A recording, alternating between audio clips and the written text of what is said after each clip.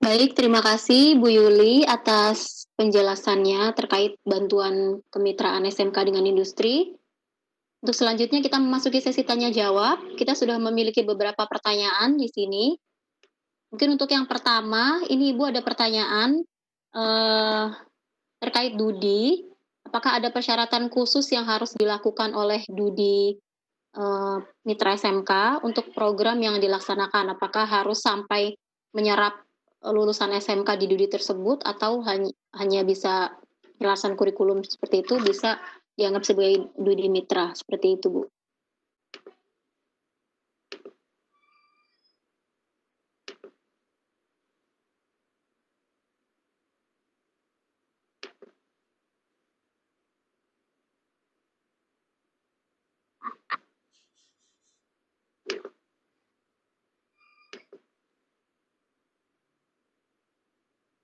Dudi itu memang Dudi yang benar-benar jadi mitra SMK selama ini yang sesuai dengan kompetensi yang ada di sekolah itu. Jadi Dudinya itu ya walaupun tidak industri yang besar Bapak Ibu, mungkin juga ada UMKM apa-apa ya kan kita disesuaikan dengan kondisi daerah itu tidak masalah. Jadi industrinya itu tidak ada harus industri besar ya. Yang penting Bapak Ibu ada kerjasama yang bisa meningkatkan kompetensi dari siswa itu. Untuk penyerapan dengan Dudinya harapannya kita memang harus menyerap, tapi kan Dudinya kan juga melihat juga untuk kebutuhan lowongannya itu kan juga tidak selamanya ada mungkin ya lihat-lihat event gitu ya. Tapi paling tidak kalau sudah punya kompetensi yang sesuai dengan yang kompetensi di sekolah itu kan nanti akan bisa terserap di Dudi yang lain. Baik, Ibu. Lalu Ibu ini ada yang bertanya juga, untuk MOU nanti yang harus diupload, apakah memang harus MOU yang terbaru? Jika SMK tersebut memiliki MOU tapi belum diperpanjang, masa berlakunya sudah habis, apakah boleh itu sebagai dokumen persyaratan, Bu? MOU kan kita syaratnya sebenarnya MOU itu yang benar-benar mendukung prioritas tadi ya, yang prioritas yang akan dikembangkan itu. Kalau MOU-nya lama tapi programnya itu masih berjalan terus, ya tidak masalah. Ya. Baik. Jadi tidak terpatok pada habis kalau enggak kan kalau tidak ya nanti minta ini lagi surat untuk apa suratnya dulu misalnya gitu bahwa kerjasama tetap dilanjutkan gitu surat keterangan dari sekolahnya aja. Surat keterangan. Baik Ibu. Gitu. Ya. Lalu pertanyaan selanjutnya tadi masih berkaitan Ibu terkait industri. Tadi disebutkan bahwa diprioritaskan untuk industri yang sudah tergabung di asosiasi, meskipun boleh untuk bengkel, misalnya industri kecil. Nah ini apakah boleh industri kecil seperti bengkel rumahan seperti itu sebagai mitra industri? Dan jika memang tidak, bagaimana cara mengetahuinya untuk daftar industri yang telah tergabung dalam asosiasi, Bu? Apakah harus mengakses ke link yang mana? Untuk memang dipersyaratkannya kan kita industri yang sudah tergabung asosiasi, apa maksudnya biar kita bisa mengecek benar-benar industri itu sudah terdaftar, sudah ongoingnya sudah ini ya, sudah bagus gitu ya ininya. Jadi kalau untuk misalnya untuk industri kayak bengkel gitu kan juga itu hanya untuk memang meningkatkan kompetensi, tapi anaknya itu bisa diarahkan kan ke wirausahanya ya misalnya kan gitu, tidak hanya bekerja di industrinya. Jadi bisa juga kan tergantung dari kondisi dan keadaan di wilayah itu gitu. Mungkin nanti Pak Saryadi bisa menambahkan ini kalau saya kurang ini. Ya, baik Ibu. Kami persilahkan mungkin Bapak Saryadi ada tambahan. Beberapa saya tambahkan ya. Tadi Bu Yuli sih sudah menjawab pertanyaan semua, cuma barangkali saya ingin melengkapi sedikit saja. Yang pertama, apakah kerjasama ini sampai tahap ke rekrutmen gitu ya. Nah tentunya kita kembalikan lagi ke ruh bagaimana kemitraan antara dunia usaha, dunia industri dengan pendidikan vokasi atau SMK yang tadi sempat saya sampaikan di awal tadi, gitu ya. Yang pertama adalah untuk penguasaan kompetensi, yang kedua adalah untuk bisa menopang kepekerjaan, gitu ya. Artinya di tengah situasi yang sekarang serba tidak menentu ini, untuk mewujudkan itu juga tidak mudah, begitu ya, tidak mudah. Namun kita bisa membuat satu strategi bahwa untuk rekrutmen itu kan tidak harus jangka pendek, begitu ya, karena tidak semua industri mau diikat dalam satu bentuk kerjasama yang mereka harus menerima apapun output dari program yang dilaksanakan bersama-sama, gitu ya. Karena tentunya mereka juga punya batasan-batasan yang harus mereka kalkulasi, mereka pertimbangkan untuk misalkan untuk menambah pegawai atau menggantikan pegawai yang sudah pensiun. Artinya dalam konteks bantuan pemerintah ini, tentunya nanti kami akan melakukan seleksi berdasarkan kriteria-kriteria tadi yang sudah disampaikan oleh Bu Yuli, gitu ya, untuk mewujudkan tujuan kemitraan antara SMK dengan dunia usaha, dunia industri, gitu ya. Nah, mudah-mudahan nanti kami bisa memberikan dukungan yang seutuhnya kepada SMK-SMK yang memang punya program terbaik, gitu ya. Kemudian terkait untuk MOU yang belum diperpanjang, jadi di dalam juknis kami juga membuka peluang, gitu ya, membuka peluang. Tidak semua industri mau tanda tangan MOU, gitu ya. Namun kami membuka di situ bisa saja komitmen kerjasama itu dalam bentuk surat menyurat, gitu ya, karena ada industri mereka yang sifatnya itu nggak mau terikat mungkin dalam durasi waktu tertentu, namun mereka siap bekerja sama secara meskipun realisasinya berkelanjutan, namun mereka dengan secara formal surat menyurat antara SMK dengan industri, gitu ya. Yang di situ program itu akan kelihatan bagaimana progres itu ya berdasarkan komunikasi secara formal antara kedua belah pihak, gitu ya. Kemudian yang terakhir terkait industri yang tergabung di asosiasi, kenapa ini diprioritaskan? Karena kami ingin bahwa program ini juga sekaligus membuka pintu bagi kerjasama yang lain, gitu ya. Kerjasama yang lain.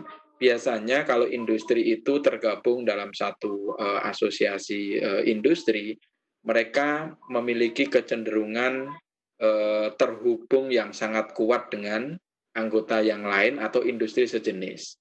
Kemudian manakala mereka tergabung di dalam asosiasi, kecenderungannya adalah mereka menerapkan standar-standar, gitu ya, meskipun faktanya standar itu antara satu perusahaan dengan perusahaan yang lain berbeda, namun ada kesamaan nature standar yang mereka gunakan.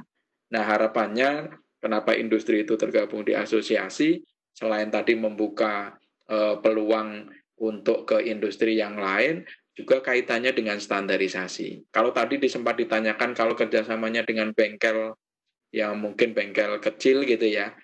Oke, secara kompetensi atau penyiapan anak-anak mungkin nanti untuk berwirausaha mungkin bisa didapatkan. Namun terkait untuk bagaimana standarisasi kompetensi, ini yang harus difikirkan kembali, gitu ya. Apakah bengkel dalam tanda kutip bukannya mau mengecilkan tadi ya, bengkel yang dikelola oleh masyarakat tadi ya, apakah nanti di dalam pelaksanaan kemitraan, terutama untuk membekali kompetensi kepada anak-anak tadi, sesuai dengan standar-standar yang berlaku pada industri yang sejenis, gitu ya. Khawatirnya nanti kerjasama yang dibentuk tidak memiliki satu pola yang terstandar, begitu ya, sehingga nanti anak-anak agak kesulitan ketika nanti harus memasuki dunia kerja yang lain. Yaitu pertimbangan-pertimbangan terkait bagaimana mewujudkan kemitraan antara SMK dengan dunia usaha, dunia industri dalam konteks bantuan yang akan diberikan dari Direktorat Kemitraan dan Penyelarasan. Demikian Mbak Lia yang saya tambahkan. Silakan dilanjut.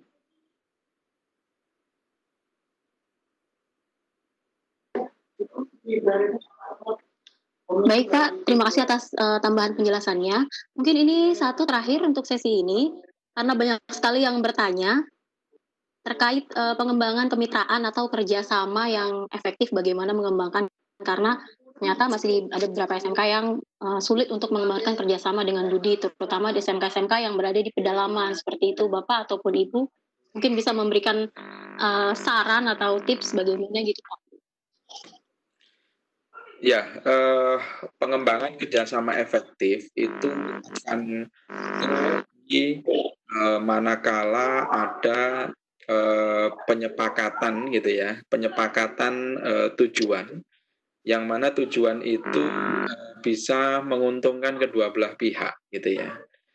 Tentunya dari sisi pendidikan, keuntungan yang diperoleh adalah bagaimana anak-anak kompetensi yang sesuai dengan apa yang dibutuhkan oleh dunia kerja.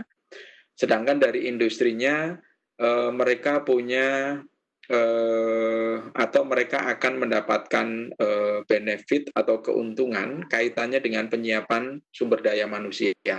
Namun tentunya ini masih sangat tergantung dari jenis atau ukuran industri yang akan menjadi mitra di SMK gitu ya. Saya mencontohkan kalau misalkan untuk di daerah-daerah yang mungkin industrinya belum berkembang, maka kita bisa menggunakan pendekatan bagaimana untuk mengembangkan anak-anak untuk menjadi wirausahawan atau wirausahawati berbasis keunggulan lokal. Dan ini kami lihat sudah cukup banyak SMK-SMK, bahkan ada yang tergabung dengan program SMK Bangun Desa gitu ya, yang diinisiasi oleh salah satu sahabat kami gitu ya, Pak Marlok begitu ya, yang di situ mengembangkan bagaimana SMK untuk bisa berkarya di masing-masing wilayah gitu ya, untuk mengembangkan wilayah, entah itu basisnya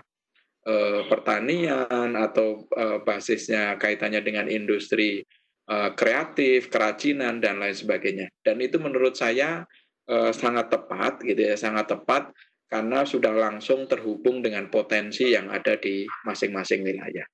Nah, untuk kerjasama efektif tentunya harus dimulai dengan komunikasi yang efektif terlebih dahulu gitu ya. Bagaimana untuk menyamakan persepsi gitu ya, menyamakan persepsi guna mewujudkan tujuan dari kerjasama itu. Dan untuk meyakinkan industri itu pasti perlu waktu, Bapak Ibu sekalian. Tidak hanya 1-2 kali pertemuan langsung mereka bisa percaya 100% gitu ya. Namun tentunya perlu upaya yang berkelanjutan dari kita untuk meyakinkan industri untuk bekerja sama dengan SMK. Nah, yang tidak kalah pentingnya ketika itu sudah terjalin adalah bagaimana bisa menjaga keberlangsungan, menjaga sustainability dari kerjasama itu, gitu ya. Terus terang saja kami juga sering mendengarkan informasi gitu ya dari teman-teman di industri gitu ya. Ini mohon maaf ini kami sampaikan kepada Bapak Ibu sekalian karena ada perubahan struktur organisasi gitu ya yang ada di sekolah atau misalkan perubahan kepala sekolah biasanya juga berimbas terhadap kerjasama yang sudah terjalin antara dunia usaha, dunia industri dengan SMK yang bersangkutan gitu ya. Makanya pada kesempatan yang baik ini juga saya sekaligus berpesan kepada Bapak Ibu kepala sekolah kalau yang bergabung pada kesempatan pagi hari ini, manakala menjamin kemitraan dengan dunia usaha, dunia industri, pastikan bahwa tim yang ada di SMK itu terlibat secara menyeluruh di dalam proses bagaimana kerjasama itu dilaksanakan. Karena manakala Bapak Ibu kepala sekolah mungkin ada penugasan gitu ya, karena mungkin keterbatasan regulasi gitu ya kan, karena jabatannya kan tidak boleh terus-menerus gitu ya. Nanti sudah ada tim yang akan menindaklanjuti gitu ya.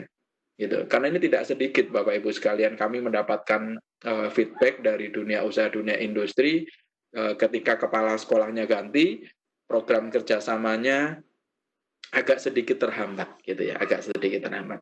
Nah, maka saya mengajak kepada Bapak Ibu sekalian, selain tadi upaya untuk meyakinkan industri untuk bisa bekerja sama itu harus dilakukan dengan upaya yang lebih gigih lagi gitu ya. Yang tidak kalah pentingnya adalah untuk memaintain, untuk merawat bagaimana kerjasama industri itu bisa berkelanjutan gitu ya, bisa berkelanjutan. Artinya tidak mungkin seorang kepala SMK hanya one man show gitu ya, artinya hanya sendiri gitu, lebih banyak dia berperan dalam kemitraan gitu. Dia harus melibatkan tim yang kuat, yang di bawah koordinasinya gitu ya, sehingga ketika nanti ada pergeseran karena penugasan yang lain, kerjasama itu tetap bisa berlangsung gitu ya. Barangkali itu yang bisa saya tambahkan, Mbak Lia. Terima kasih banyak Pak Saryadi atas saran, masukan, serta penjelasannya untuk pertanyaan-pertanyaan tadi. Mungkin kita cukupkan untuk sesi ini. Untuk sesi selanjutnya, yaitu penjelasan terkait program bantuan fasilitasi pengembangan pusat pengembangan karir atau bursa kerja khusus yang akan disampaikan kembali oleh Ibu Yuliati Sri Nur Hidayati. Kepada Ibu kami persilahkan. Terima kasih Mbak Lia. Ini sesi kedua adalah untuk fasilitasi pembentukan pusat pengembangan karir siswa atau penguatan bursa kerja khusus SMK. Jadi apa yang diprogramkan di sini tetap ke arah penguatan BKK-nya. Bapak Ibu, sebelumnya sebelum kita menjelaskan informasi yang di Juknis, kita simak dulu video grafis yang tadi sudah ditayangkan, kita putar lagi. Selamat menyaksikan dan selamat menyimak benar-benar ya.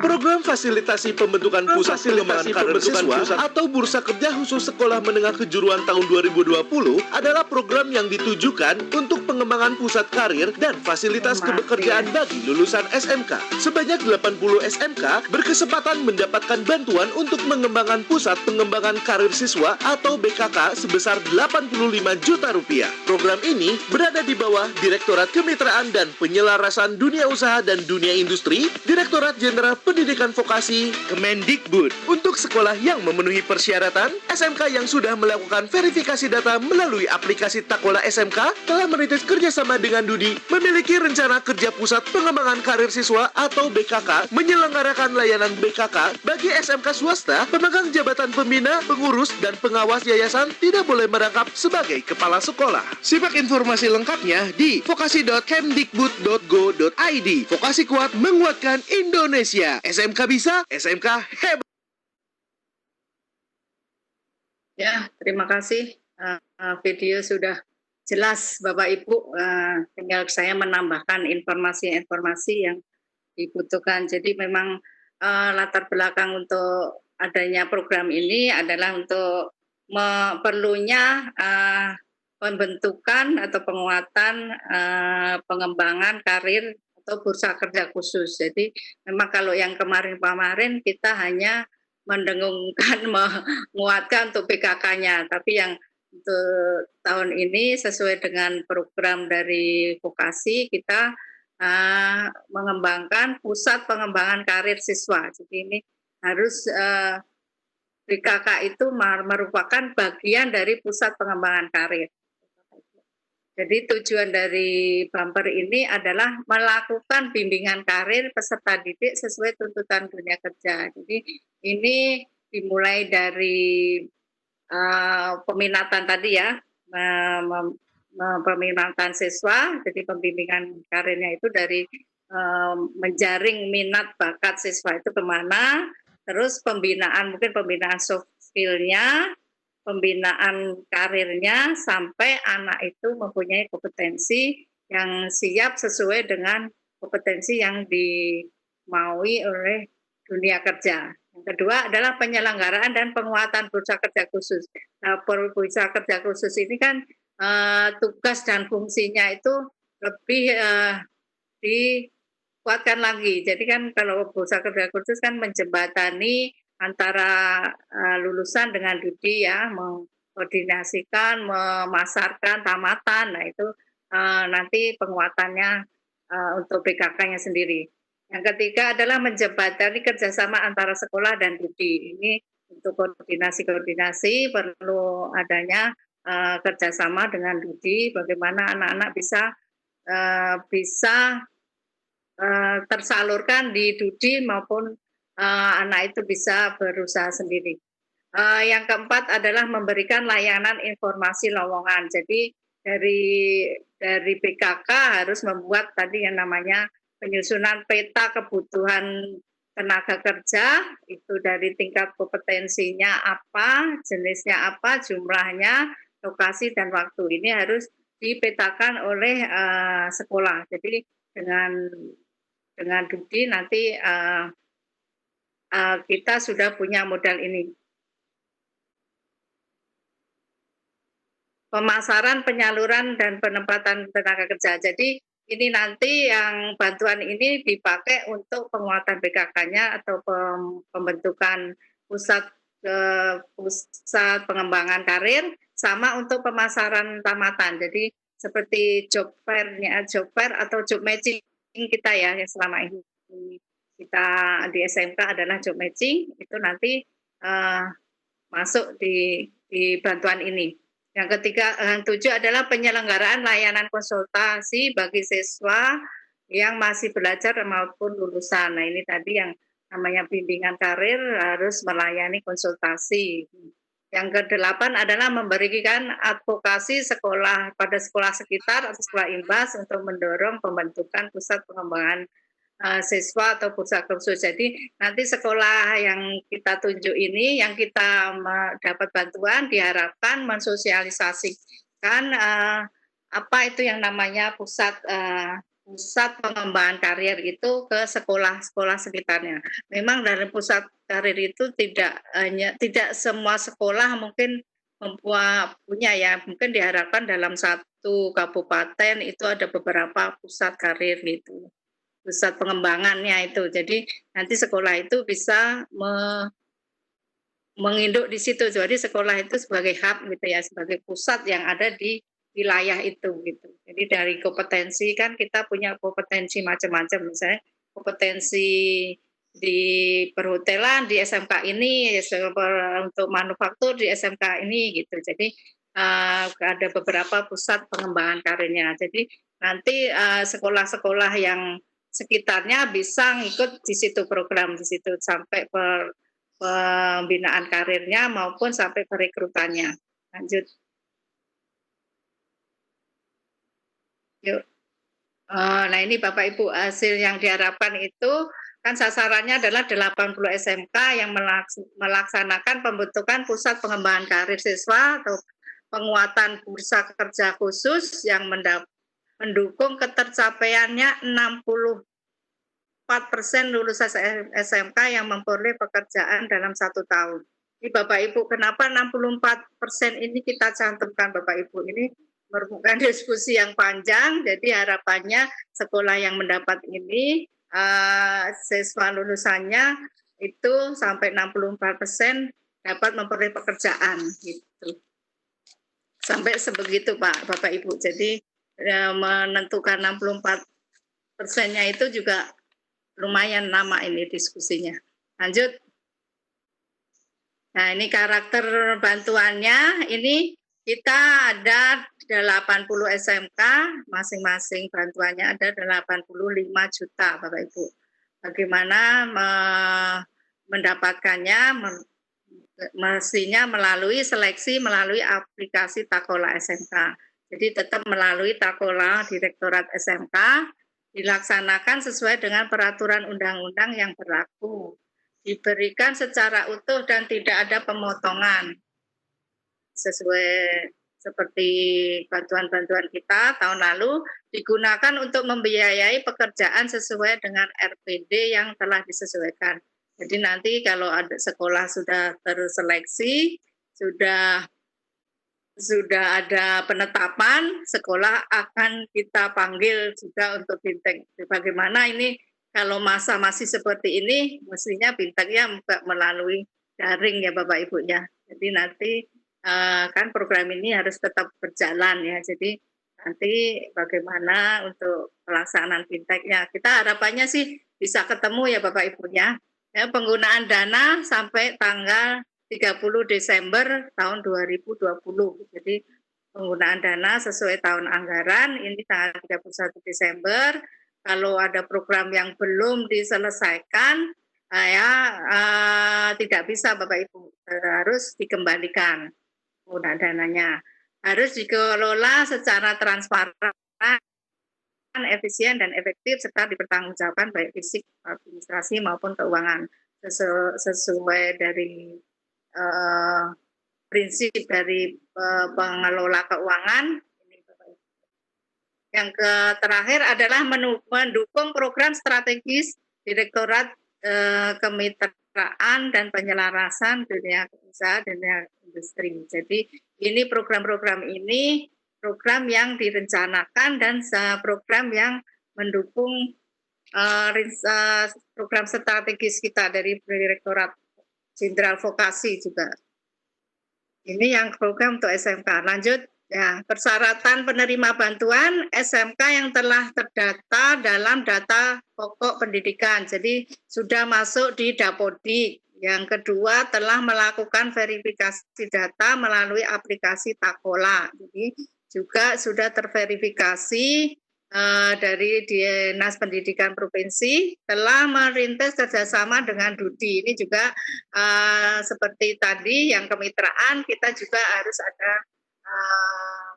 untuk kerjasama dengan DUDI-nya. Jadi dibuktikan tadi dengan surat menyurat maupun MOU. Kalau itu bagaimana surat menyurat itu kan sebagai kronologisnya ya, bekerja sama dengan industri sudah berapa, nah itu menjadi pertimbangan kami untuk menyeleksi nanti. Yang keempat adalah SMK memiliki rencana kerja pusat pengembangan karir atau bursa kerja khusus, nanti bisa jadi ini harus disampaikan ke kami. Nanti ada instrumen dari kami, apa itu ya, programnya itu bentuknya seperti apa. Jadi harus ada program khusus. Program khususnya ini harus disertakan waktu mengajukan. Ya. SMK yang menyelenggarakan layanan bursa khusus. Jadi SMK itu sudah punya BKK ya Bapak Ibu ya. BKK-nya itu sudah berjalan sesuai tugas dan fungsinya. Nah, kita harapannya dengan BKK yang sudah jalan ini akan lebih mengembang lagi sebagai pusat pengembangan karirnya tadi. Jadi kita harapannya BKK yang sudah settle ya istilahnya gitu ya. Yang keenam, SMK swasta pemegang jabatan pembina, pengurus dan pengawas yayasan tidak boleh merangkap sebagai kepala sekolah.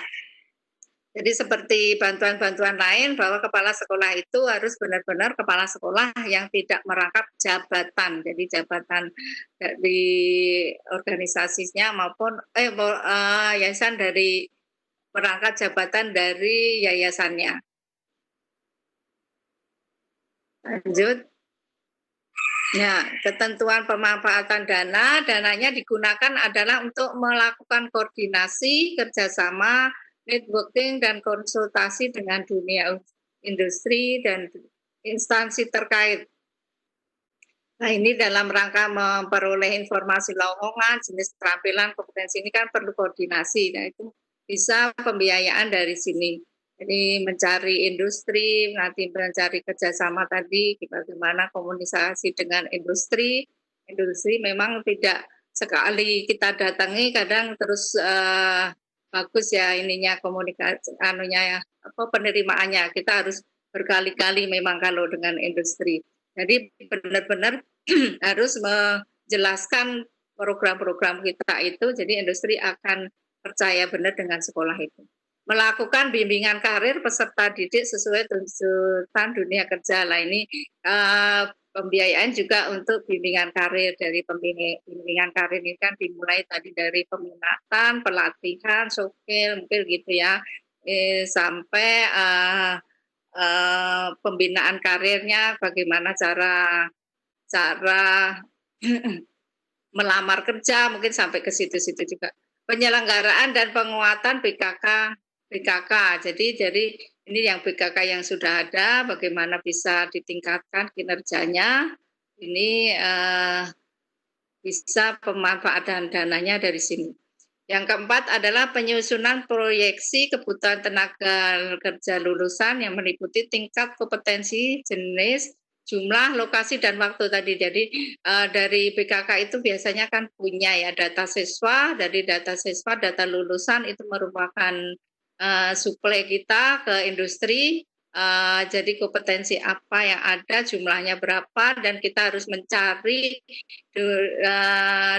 industri mana yang membutuhkan sesuai dengan kompetensi dari siswa itu. Jadi melakukan koordinasi juga dan menyusun peta kebutuhan tenaga kerja di sekolah itu.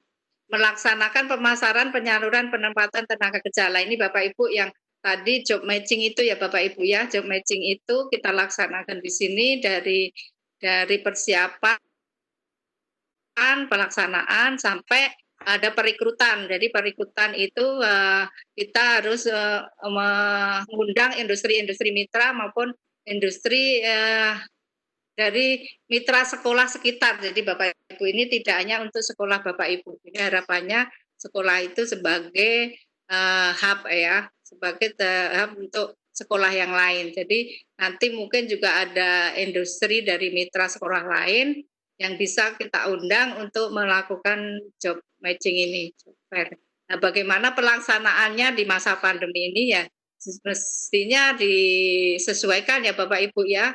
Kalau kita kan nggak bisa ketemu ya kan bisa melalui online gitu ya. Mungkin nanti kita akan carikan portal-portal atau web yang industri-industri yang menyediakan itu secara online. Kita akan bantu juga. Keenam adalah menyelenggarakan layanan konsultasi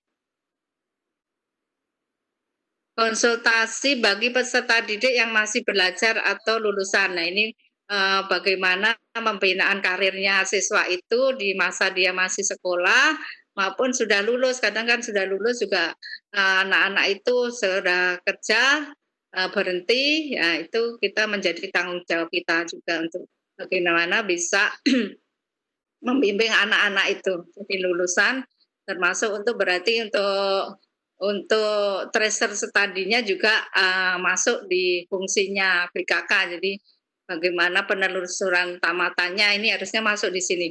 Ketujuh adalah memberi advokasi sekolah sekitar, sekolah imbas untuk mendorong pembentukan BKK. Lah tadi yang ketujuh ini diharapkan sekolah yang kita jadikan piloting ini, yang untuk sekarang ini kita anggap aja piloting ya Bapak Ibu, yang untuk pengembangan pusat karir. Nah nanti dari situ perlu diimbaskan ke sekolah lain. Jadi mengundang sekolah lain bagaimana pusat pengembangan karir itu gitu ya.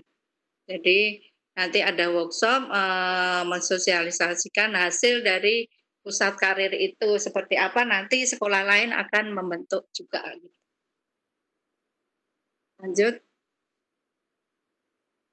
Selesai sepertinya. Nah, laporan juga nanti karena ini uangnya hanya 85 juta yang dibagi untuk tadi pembentukan karir dan job matching, nanti porsinya sudah kita simulasikan nanti berapa untuk pengembangan karir, berapa untuk job matching sudah kami simulasikan. Jadi dari 85 itu. Ya, laporannya ada dua, itu laporan awal. Laporan awal itu sekolah memberitahu bahwa bantuan sudah diterima di sekolah gitu ya. Nanti harus memberitahu, dilampiri dengan program kerja dari program kerja bantuan ini ya Bapak Ibu ya. Walaupun nanti waktu kita bintek kan kita selalu juga membuat program kerja. Ini biasanya kan program kerja itu terus didiskusikan di sekolah lagi. Jadi hasil dari diskusi sekolah itu yang nanti kita minta untuk laporan awal.